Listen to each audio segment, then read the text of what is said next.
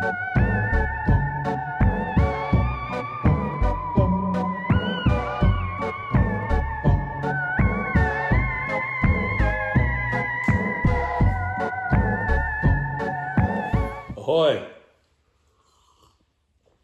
How are you?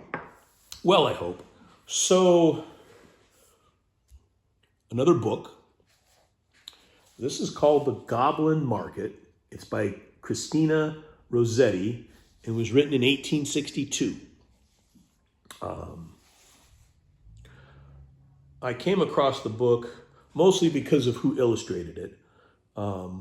Arthur Rackham. I'll show you in a moment, but his illustrations or drawings reminded me of somebody that I'd lost touch with, and I'm hoping this will generate something. But anyway, this is a poem, and it's about two sisters, Laura and Lizzie, who encounter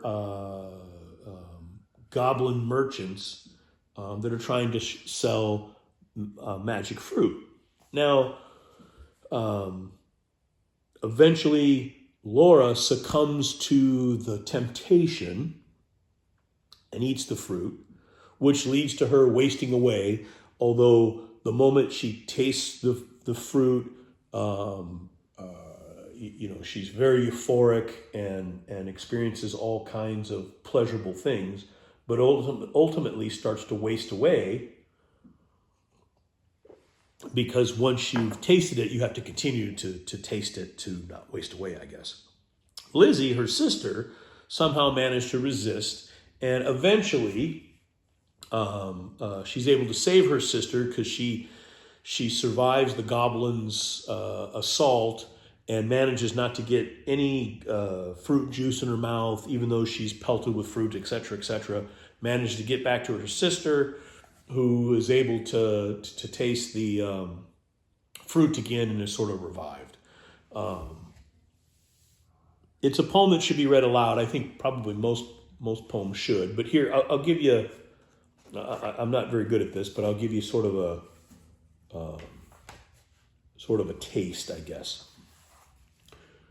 Morning and evening, maids heard the goblins cry, "Come buy our orchard's fruits, come buy, come buy.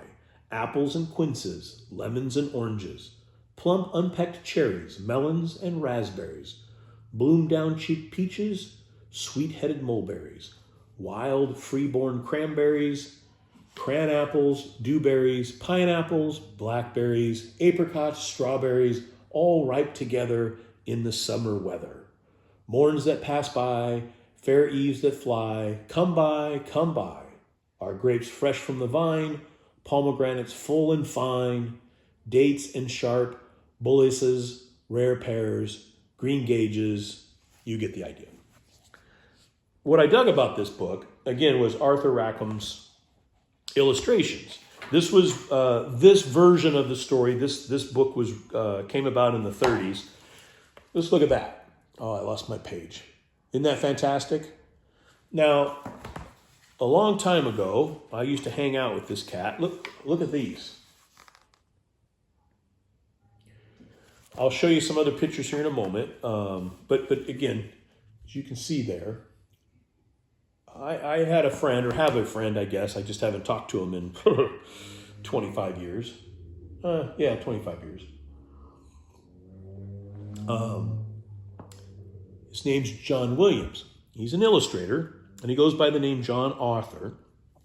And a long time ago, we as a family did a lot of things together.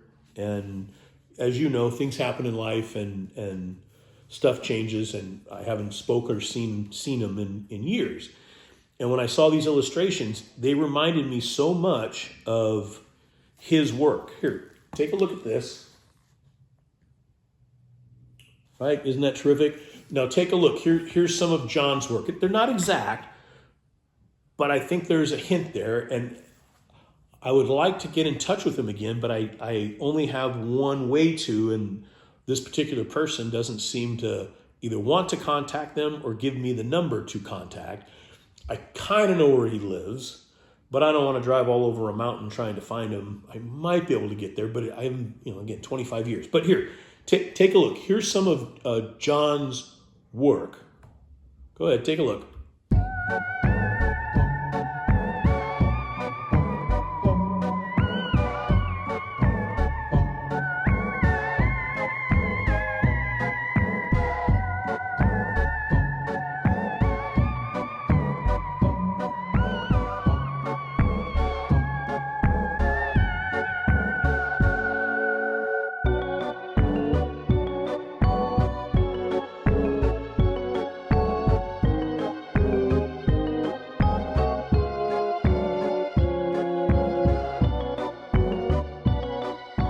Right? You know what? I'm going to go get, I've got something hanging in the garage that he did that's an original. But after you've seen John's work, again, do you see some of the similarities? There's a little bit with this Arthur Rackham. Let's see if I can find another. I showed you those. I think there's only a few. There's another illustration. Look at that. Isn't that beautiful? Anyway, so the person I'm speaking about, who will go unnamed, but they will know who they are if they happen to watch this. Hey man, let's get a hold of John. Even if you don't want to go, I can go on my own. But I would love to show him this book and ask him if he is aware of this illustrator, from the 30s, and if he had any influence on him. And again, the poem itself, it's a wonderful poem. I think there's the poem itself. I suppose it could be an allegory of Adam and Eve and the forbidden fruit.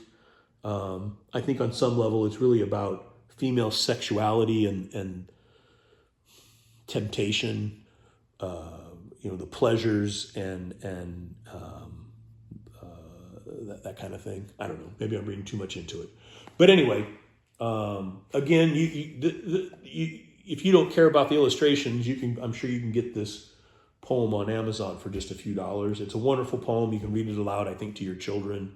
I don't think there's any harm in it, because in the end, I think the two sisters, not even be about sister solidarity, one sister helping the other. I think the last picture is, it even says, Laura would call the little ones. So they're retelling the story. So this could be told to at least children of the 30s.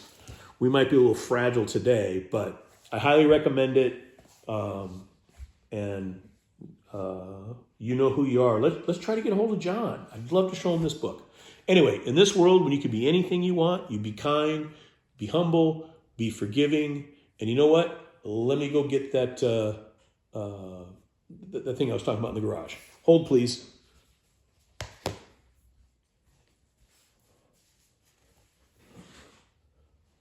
Right? Somewhat similar. I don't know how I ended up with this, but it's mine. I'm not giving it back. I believe it was in my parents' cabin for a number of years.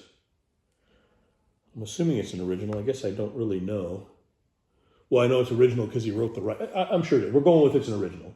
Anyway, thanks so much for watching. See ya.